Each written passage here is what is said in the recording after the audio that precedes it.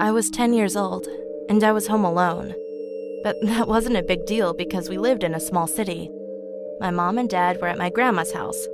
I couldn't go because I was sick. It was around 9 p.m. when I was about to go to sleep. My room was really small, and it only had one window facing my bed. That window to me was kind of scary, because when you're a little kid, your imagination can sometimes go wild. At that time, it wasn't my imagination, though. Like I said, I was about to go to bed when I heard a loud scream coming from outside. It was really scary, but I tried to be quiet so I could listen to what was going on outside. Nothing was happening, though. It was really quiet, like nothing had happened at all. Quieter than normal, actually. Some time had passed, and everything seemed okay, so I just laid down and tried to sleep. 1 hour later, I heard that loud scream again, but this time, it seemed to be closer. I froze.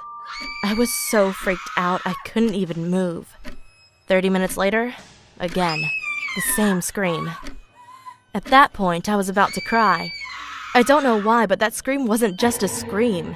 It was at this high pitch, and it was just so creepy. Finally, 15 minutes later, I saw something at that window.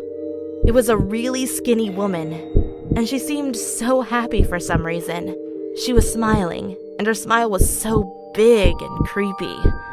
When I saw her, I started crying, and she started screaming again. I was horrified. She was just looking at me, smiling and screaming for the whole night.